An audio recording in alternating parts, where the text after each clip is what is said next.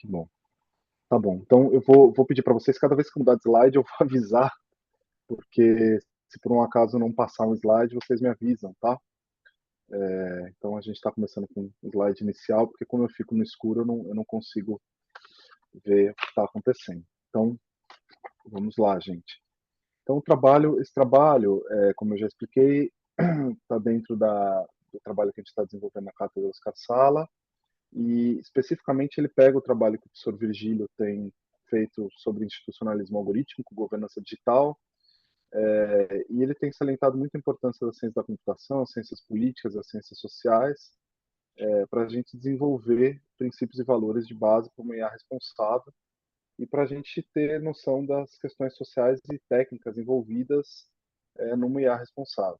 Então, somado a esse trabalho que o professor Virgílio tem desenvolvido, inclusive com os grupos com os GTs, com a ela, enfim, soma-se a esse meu trabalho na filosofia da informação, inspirado na filosofia de Gilbert Simondon. Vocês vão ver, não sei quem já ouviu falar de Gilbert Simondon, mas é um filósofo que está começando a ser mais conhecido, e eu tenho feito esse trabalho orientado pela professora da filosofia, do departamento de filosofia da USP, a Silvana Ramos. Isso praticamente é o que eu vou apresentar, um paper que a gente vai publicar agora, provavelmente em agosto, até o final do ano deve estar publicado. O que não tem aqui é uma sessão de revisão da literatura sobre transparência de algoritmos que a gente fez e transparência em sistemas sociotécnicos, e uma análise das proposições legislativas brasileiras sobre regulação de plataformas, inteligência artificial, que a gente trabalha no paper, mas que aqui eu resolvi tirar dessa apresentação. Então, começando, eu passei slides, espero que tenha mudado.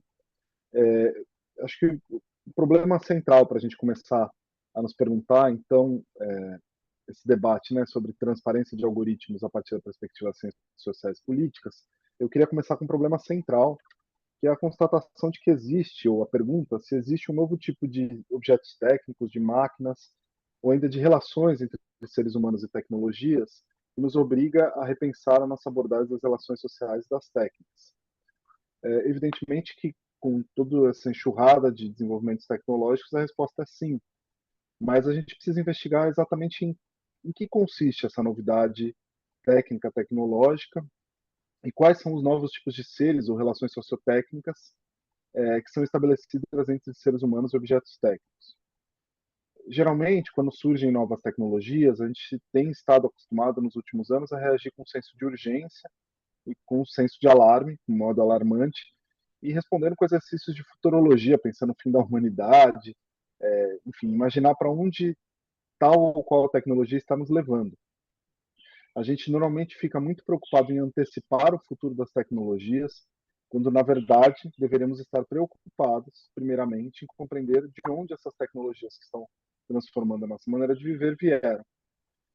Então, para compreender onde nós estamos indo, por exemplo, tem se falado muito onde que as tecnologias de inteligência artificial vão nos levar, a gente precisa entender como elas chegaram até nós ou como essas novas tecnologias de informação chegaram até nós. Se desde o tear de Jacquard e as máquinas de Babbage, que são os primórdios do computador moderno, que datam da primeira metade do século XIX, já é possível falar em automatização das relações de trabalho e processamento dos vínculos sociais, que isso vai ser o que eu vou defender, que é o cerne do trabalho que os algoritmos fazem, o que mudou com as ditas novas tecnologias digitais dos últimos 50, 60 anos, ou com as últimas tecnologias de IA generativa.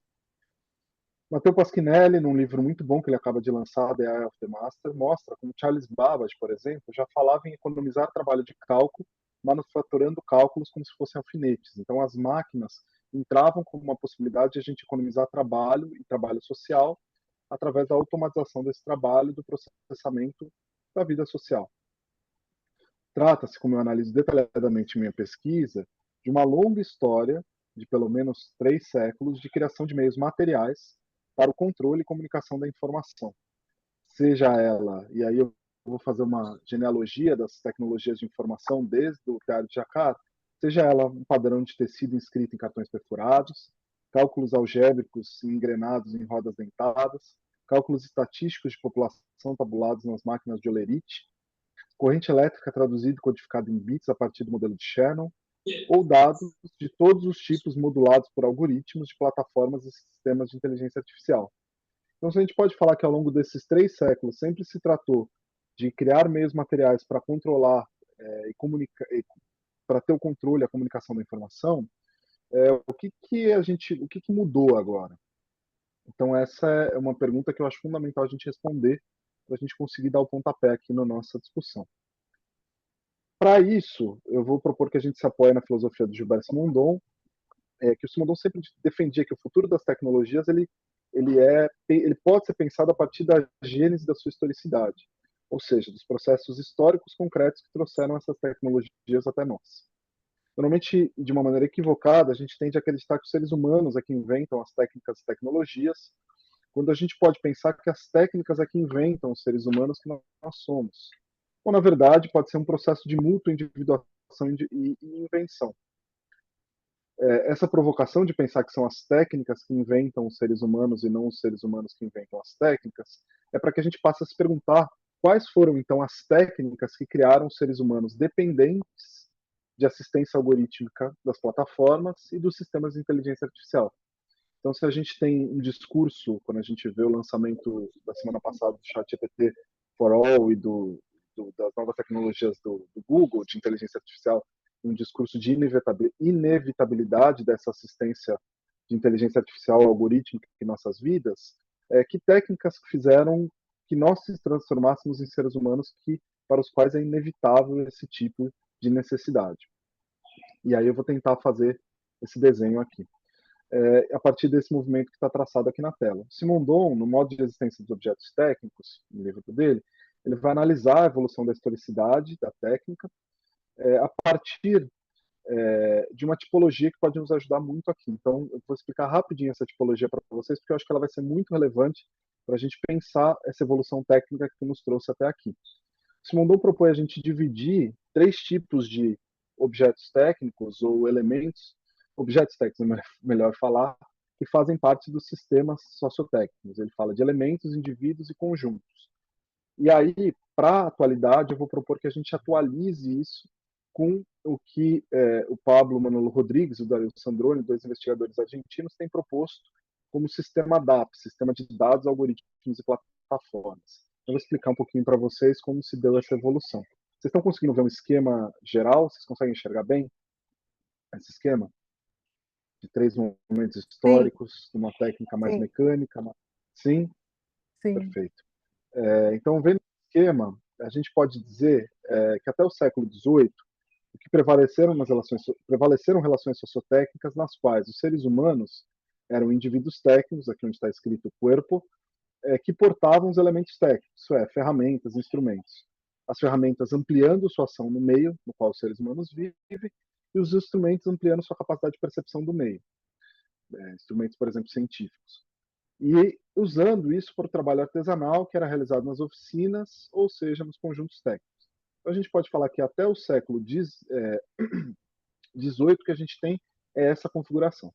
No século XIX, quando Jacquard, Babbage, as primeiras máquinas de automatização de trabalho entram mais na nossa história e no contexto da produção industrial, que é com as máquinas térmicas dinâmicas, a reconfiguração que se dá é a seguinte: os indivíduos técnicos que operam ferramentas e instrumentos nas fábricas são agora as máquinas. Os seres humanos eles entram como ajudantes do trabalho das máquinas, ou operadores que auxiliam as máquinas ali onde elas ainda não conseguem se autorregular. Como é que uma máquina termodinâmica consegue regular o seu suprimento energético? Os seres humanos têm que ir lá e alimentar com carvão para que a máquina possa operar. Como bem mostra Simondon, no contexto industrial, o homem se aliena, alienando a máquina. Então, aqui a gente tem uma primeira mudança, que não são mais os seres humanos que portam as ferramentas e instrumentos, mas as máquinas substituem os seres humanos, as máquinas são alienadas de funções mais complexas para serem automatizadas e usarem as ferramentas e os próprios corpos humanos para realizar trabalho nas fábricas. O Rodrigues e o Sandrone sintetizam isso da seguinte forma, né?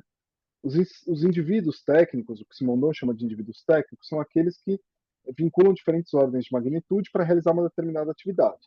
Então, no século XVIII, tinham seres humanos e abaixo deles as ferramentas, acima deles as oficinas e outros lugares onde a técnica era realizada. No século XIX, as máquinas começam a ser esses novos indivíduos. São sistemas que são portadores de ferramentas que deslocam os corpos e que ainda assim integram esses corpos humanos em elementos técnicos dentro de sua própria atividade. Ou seja, a máquina é responsável, e aí a gente vê em todas as análises marxistas, por integrar o trabalho humano no sistema de produção das fábricas. É isso que a gente vê, por exemplo, na sátira Tempos Modernos do Chaplin. O que acontece aqui é o ponto importante, um dos aspectos que a gente tem que entender para a nossa discussão. Na passagem para o século XX, com as tecnologias informacionais, o que muda é que agora as máquinas digitais passam a produzir não apenas mercadoria industrial. As máquinas, elas estão produzindo a própria vida cotidiana, a vida social. Há uma automatização das relações sociais de trabalho através das instâncias de serviço da computação e da informática, de modo que as máquinas passam a ser os indivíduos técnicos que não mais apenas utilizam ferramentas e instrumentos. Eles utilizam essas máquinas, os computadores, eles processam e utilizam todo o trabalho e a vida humana que passam a ser elementos técnicos que são trabalhados pelas máquinas e viram valor para as plataformas, como está representado aqui. E aí não é apenas as fábricas ou indústrias, mas é o conjunto da sociedade que passa a ser o meio das relações sociotécnicas. Esse processo de automatização da vida social se consolida com esse sistema de dados, algoritmos e plataformas no século XXI, que é justamente o momento histórico técnico que a gente está vivendo hoje, no qual todas as máquinas analógicas ou digitais, os dados e as atividades humanas passam a ser os elementos técnicos que os algoritmos, enquanto indivíduos técnicos, processam e controlam para as plataformas e sistemas de inteligência artificial. Então, eu acho que esse esquema é bem importante para a gente entender quais foram as transformações sociotécnicas e a gente não ficar viajando de falar, eu vou entrar em detalhes disso, mas falar as máquinas vão tomar o trabalho dos seres humanos. Não, a configuração é outra. As máquinas têm uma série de pressuposições, ou a máquina mais inteligente, a gente vai falar disso. Normalmente, quando a gente não tem uma análise precisa dos fenômenos sociotécnicos que estão acontecendo, a gente costuma colocar os problemas errados. Por isso que eu estou tentando fazer esse mapeamento inicial. Mudei de slide agora. Em síntese, no século XXI, as máquinas elas já não são mais exteriores a nós. Isso é O fundamental para slide a não discussão. mudou. Não mudou? Não, ele continua nos elementos técnicos, o Agora, quadro. agora o que há de novo não apareceu. Não, Hum. agora sim. Ah, sim, perfeito. Então, a primeira tese, o ponto importante que eu trago aqui, para a gente ter como base a partir dessa análise histórica, é que as máquinas já não são mais exteriores a nós. As máquinas são as próprias relações que nos conectam, os vínculos técnicos culturais que nos fazem viver. Diferentemente da época dos luditas, por exemplo, não há aparelhos a destruir. Se é que na época dos luditas isso serviria para algo. Em uma espécie de redução ao infinito, a gente poderia dizer que destruir a máquina, a materialidade física, simbólica, conectiva das máquinas, dos celulares, é, em última instância, acabar com o meio em que vivemos, desfazer as relações que nos relacionam. A máquina, no contexto do sistema de dados, algoritmos e plataformas, ela não está mais em um indivíduo específico, mas ela se encontra no conjunto das relações entre os indivíduos. E aí eu gostaria de defender que a máquina está em toda a sociedade. E a máquina estando em toda a sociedade, o que a gente tem que se perguntar é que unidades de relações novas que as máquinas estão processando, ou qual a relação dos algoritmos com a sociedade. Eu não vou me deter muito no ponto, isso depois, se alguém quiser, eu posso me deter mais, mas basicamente uma síntese do que eu quis trazer até agora é que os algoritmos são indivíduos técnicos que mediam relações entre elementos técnicos, então smartphones, dispositivos, dados, interações de atividade humana ou atividade de outros seres, passam a funcionar como os elementos técnicos, aqui usando a tipologia de Simondon, que os algoritmos, sistemas de inteligência artificial, plataformas vão processar para os conjuntos técnicos, as redes, plataformas e meios associados de conectividade humana e não apenas não humana. E outro ponto que seria importante a gente ter bem claro aqui é que as máquinas elas já não são mais exteriores a nós, elas são elementos que nos conectam e nos relacionam. Os códigos e os programas que mediam e estabelecem os vínculos técnico-culturais e sociais que podem acontecer e como esses vínculos podem acontecer. As máquinas digitais são um meio associado no qual as relações sociais se estruturam, em certa medida, a própria sociedade existe. E aí aqui, se vocês me permitem, dar um exemplo não muito longo, eu não sei quem conhece ou quem já ouviu falar do experimento mental do quarto chinês, proposto pelo John Searle, mas eu vou tentar dar um exemplo muito específico que conecta com essas discussões todas sobre inteligência, para a gente entender o que eu estou querendo dizer com tudo isso que eu falei até agora. O experimento que o John Searle propôs é o seguinte: suponha que eu estou trancado aqui, sou eu aqui nessa imagem no meio dessa. Ah, eu troquei o slide, vocês estão vendo? Sim, Tá. Suponha que eu estou trancado dentro de um quarto e você possui a chave para me libertar desse quarto. Mas você, decididamente, categoricamente, decidiu que você só libertaria uma pessoa chinesa de dentro do quarto. Eu e você não nos conhecemos, então você não sabe se eu sou ou não chinês. Você decide, desse modo, me enviar mensagens em mandarim para me testar, que é o que a gente está vendo aqui na imagem. Contudo, você não sabe que eu tenho no interior do quarto uma tabela de instruções de mandarim, ou uma assistente de inteligência artificial, que me permite responder perfeitamente bem todas as perguntas. Você me libertaria ou não? E percebam aqui que o cerne do argumento do Sully é que eu não preciso conhecer o significado dos símbolos em mandarim para poder utilizá-los para te responder. Searle afirma primeiro que isso, John Searle afirma isso para os computadores, agora nas debates contemporâneos para a inteligência artificial, que ele afirma que os programas, os algoritmos, os computadores, eles são apenas seres sintáticos e não semânticos, ou seja, eles são apenas capazes de manipular símbolos ou representações, mas sem saber o seu significado. E aí a gente começa a entrar nessas discussões infindáveis. Em outras palavras, a IA não teria inteligência ou consciência, ela apenas seria uma máquina que manipularia símbolos ou representações produzidas por seres humanos. Agora vejam que propositadamente eu descrevi o experimento mental de John Searle um pouco alterado. Veja, falar mandarim e ser chinês obviamente não são a mesma coisa. Escrever em mandarim é uma operação, já ser chinês é um atributo, é uma identidade que você irá me atribuir ou não para me libertar da sala ou não depois do teste. Isso é super importante, porque o seu argumento é que se trocarmos o quarto fechado por uma máquina cujo interior desconhecemos, e aqui a gente começa a entrar no tema da transparência, uma caixa preta, que são esses sistemas algorítmicos, podemos responder que a máquina não possui consciência, tampouco é inteligente. Ela apenas está manipulando os símbolos que foram colocados em seu interior, ou seja, ela sempre está respondendo à programação que ela tem ou o sistema de linguagem no qual ela também aprende. Ainda assim, não obstante, como ser chinês não é algo que está em mim, mas algo que me é atribuído na relação que estamos estabelecendo, na conversa que estamos tecendo, também a inteligência, eu queria defender aqui, não é um atributo em si, algo que alguém possui ou não, mas sim um conjunto de operações e relações que um ser estabelece com o outro ou com seu meio social. A inteligência da inteligência artificial, da IA, não está no sistema em si, mas no processamento de inteligência social que o sistema técnico realiza em sua vinculação com as relações e as experiências humanas. Em suma, aqui eu estou dando um exemplo. A IA não é inteligente, ela se relaciona com a inteligência já existente. Todo dispositivo técnico ele não é algo, ele opera a partir das relações que ele estabelece com o meio. Essa é a principal contribuição da filosofia técnica de Simondon. Assim como todos nós. A gente não precisa passar os 40 anos discutindo a superinteligência da IA, dado que essa superinteligência não será algo que vai pertencer a um sistema, a um indivíduo separado da sociedade, mas é algo que vai acontecer nos vínculos e relações que a gente vai atribuir a esse sistema dentro da sociedade. E aqui a gente vai, então, a partir desses aspectos básicos, a partir dessas considerações iniciais, é que eu acho que a gente prepara o meio de campo para a gente investigar, então, que tipos de relações, eu mudei aqui o slide, por favor, se não tiver mudado, me avise. Que tipo de relações sociais ou sociotécnicas que os algoritmos têm estabelecido com seres humanos e não humanos? E mais especificamente a pergunta que a gente está lançando, e a gente vai ver como que as ciências sociais e políticas nos ajudam nesse aspecto, é que tipos de relações são essas e como a gente pode ter transparência sobre essas relações. Então aqui eu entro numa segunda parte para vocês. A demanda por transparência ela tem acompanhado o crescimento exponencial dos sistemas algorítmicos.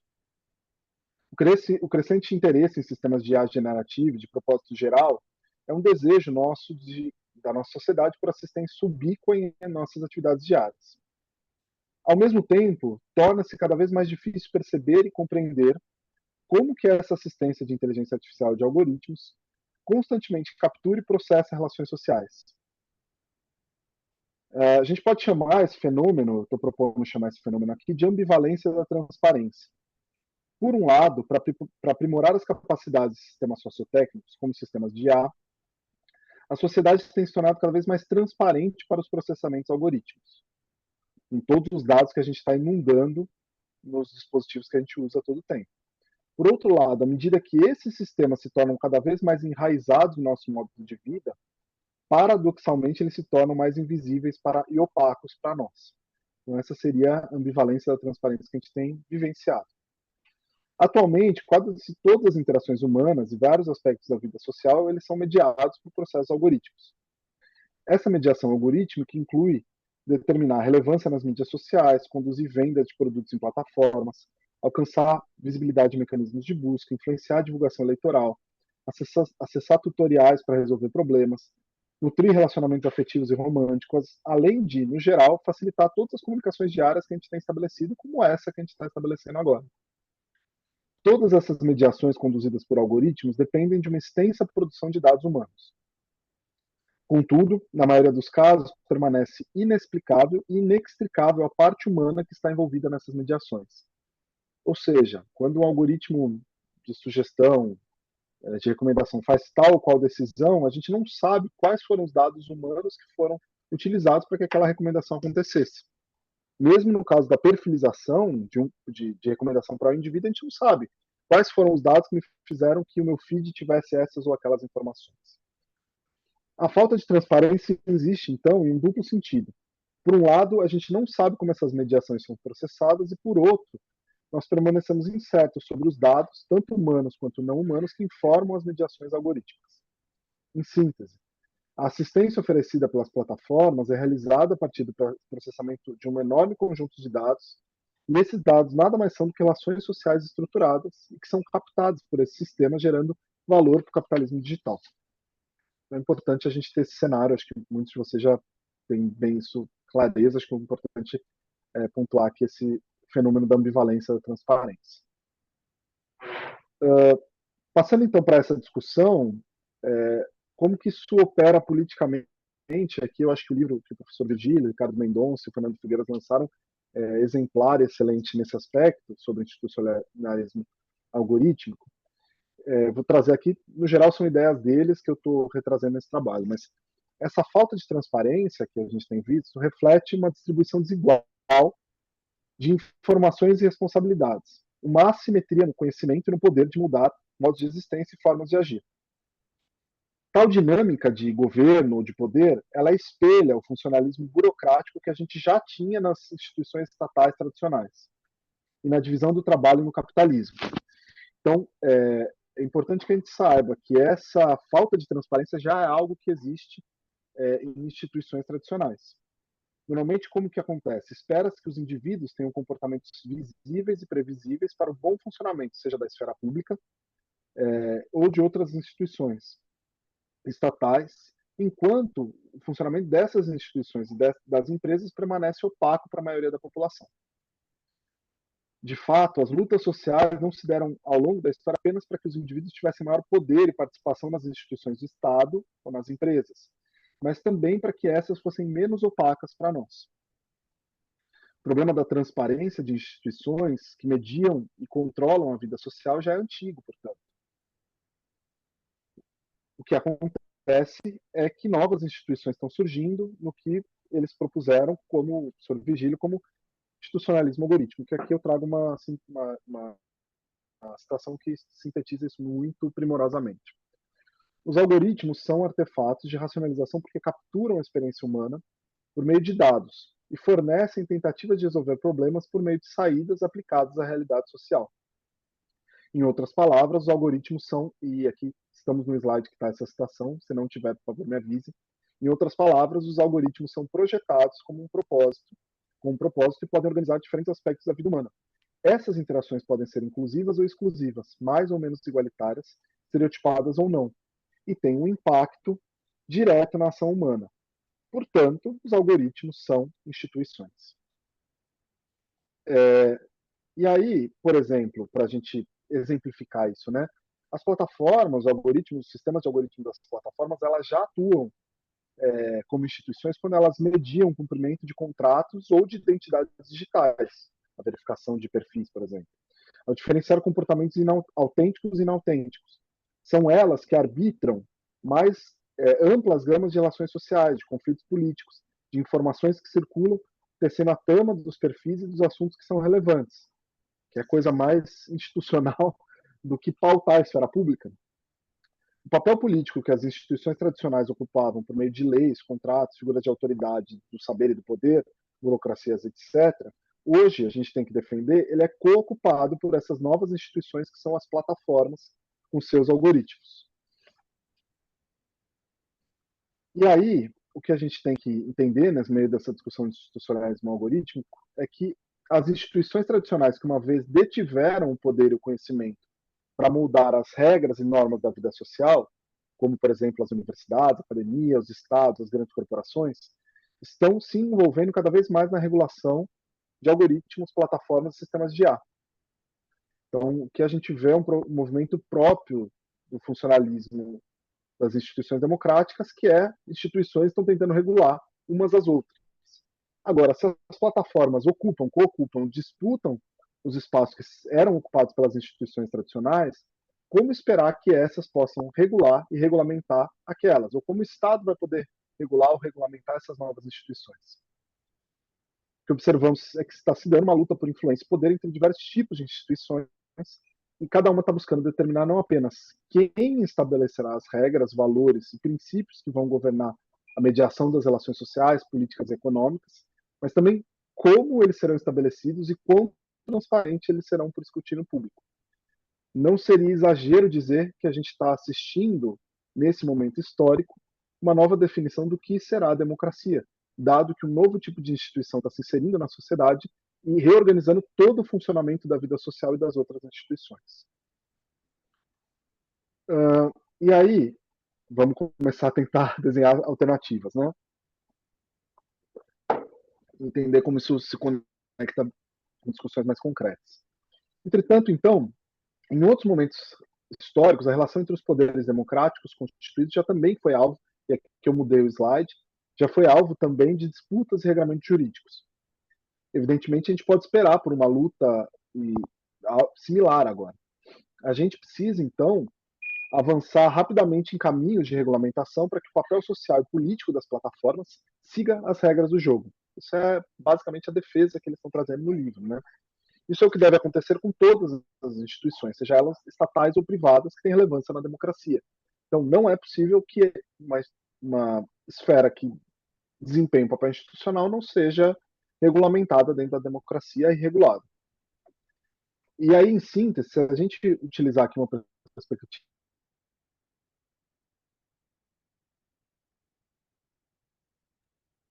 Lucas, você me Se os ouve? algoritmos são novas instituições, quais são as instituições que vão regular o seu funcionamento? Essa pergunta, e a Siri está escutando aquela aparecendo na tela.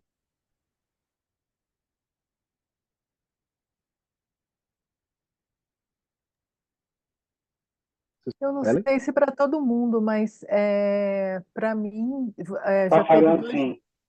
Tá falhando, né? Você ficou mudo por um minuto, não sei.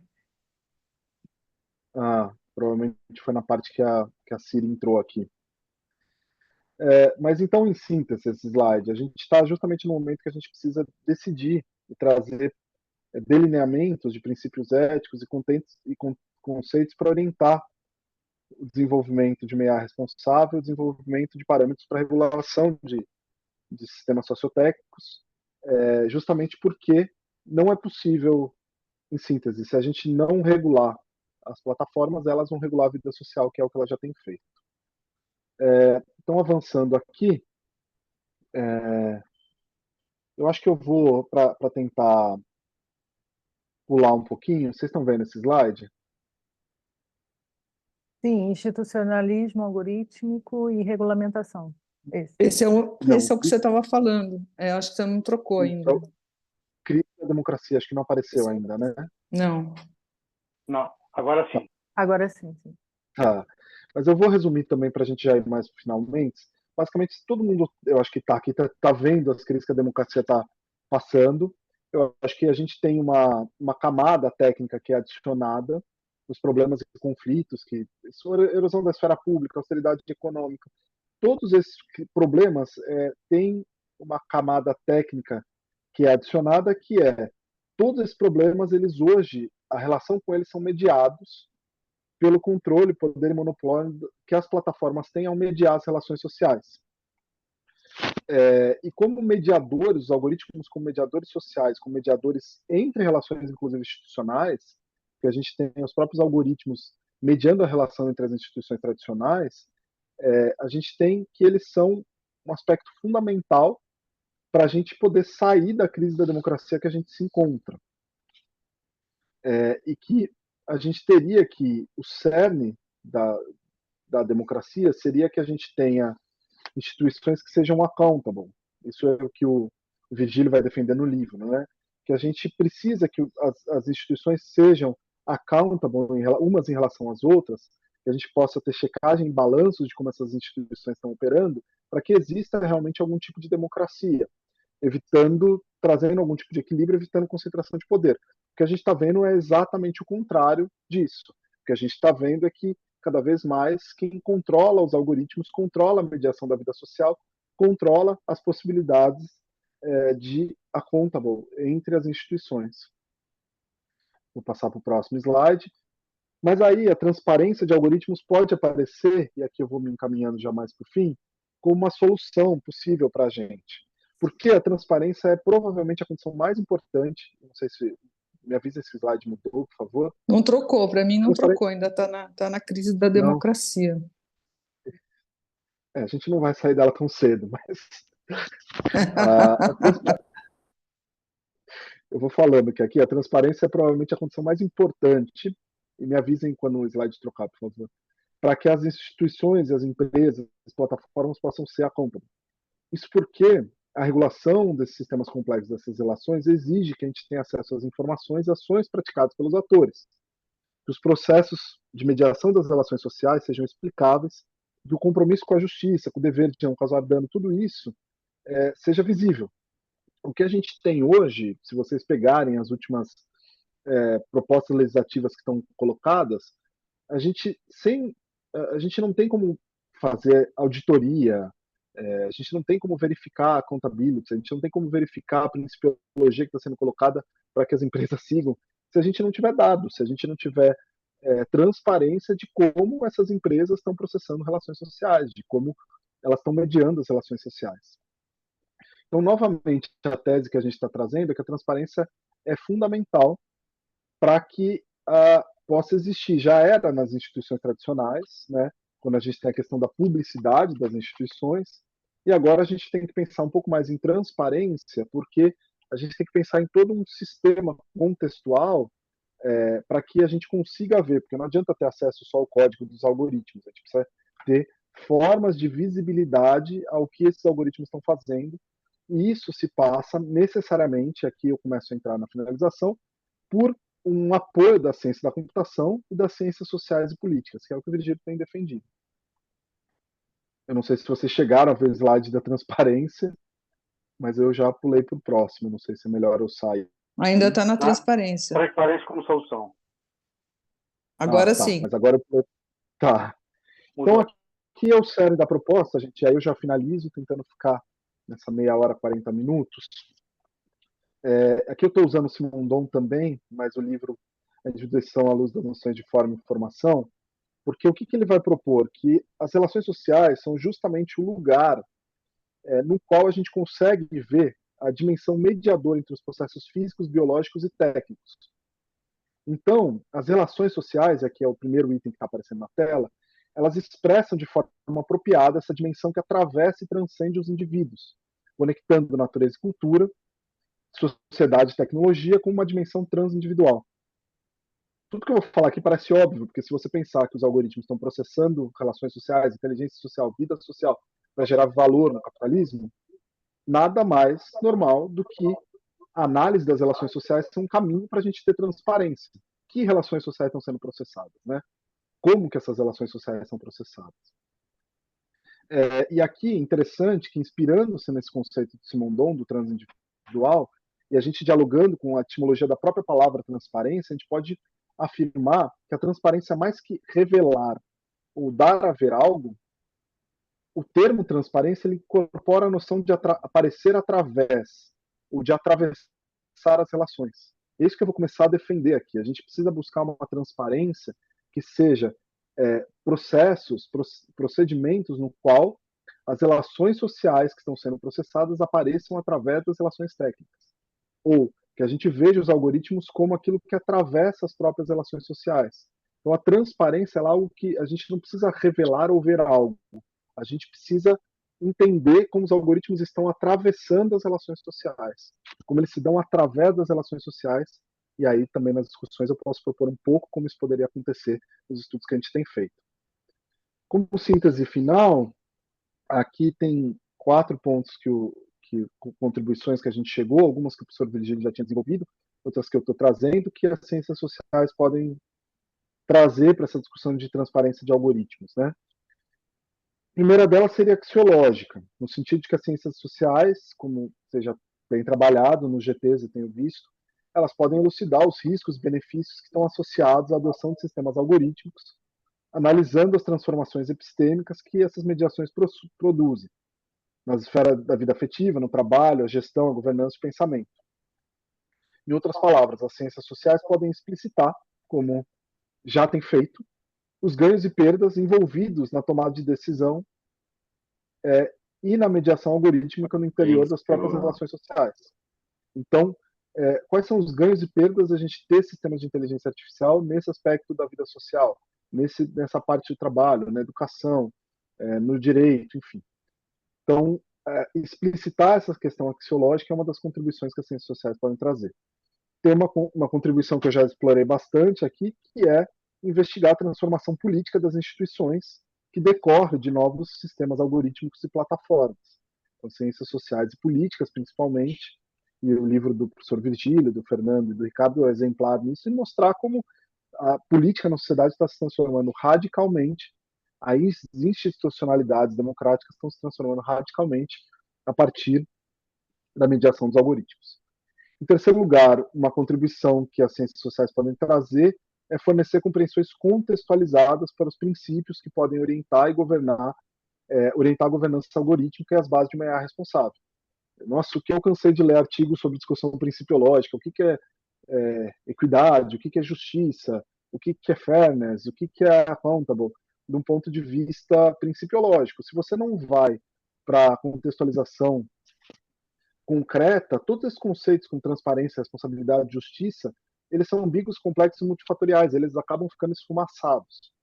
Né? Dessa forma, os cientistas sociais também são muito importantes por trazer ponderações contextualizadas sobre como as relações sociais estão funcionando em cada contexto específico discutido. Por fim, as ciências sociais podem contribuir trazendo para o primeiro plano fatores envolvidos na eficácia de uma operação ou mediação específica. Ou seja, é importante considerar que o desenvolvimento científico e tecnológico, como eu tentei mostrar um pouco no início, ele nunca é neutro ou unilateral. Ele sempre está produzindo algo nas relações sociais, ele sempre transforma todos os aspectos da vida social. E aí as ciências sociais são muito boas, olhando para o que a ciência e a tecnologia produz na vida social, em explicitar a efetividade dessas transformações nas relações sociais. Então, a gente pode dizer que as ciências sociais elas trazem a complexidade do aspecto social que está intrincado nas relações técnicas, lançando luz sobre sua efetividade na vida social. Então isso é muito importante, porque às vezes a gente tem a discussão social e a discussão técnica apartadas, e a discussão social, através da técnica, permite a gente ter justamente uma visão adequada para falar de plataformas, falar de algoritmos, que é uma visão sociotécnica, onde a técnica e a sociedade não se separam. Então, finalmente, aí eu termino com as minhas conclusões. Pode parecer uma redundância a gente falar que as ciências sociais que são capazes de focalizar o aspecto social, mas é importante falar isso porque o que eu tentei com a minha apresentação é defender que essencialmente o que é processado pelos algoritmos é a vida social, são as relações sociais.